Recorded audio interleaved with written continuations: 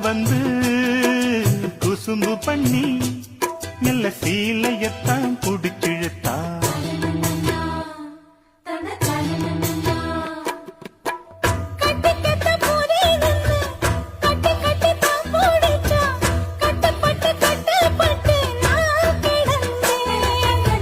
கண்ண கொஞ்சம் மூடிக்கிட்டு உம்மடியில் சாஞ்சுக்கிட்டு ரெக்க கட்டி நான் பறந்தேன்.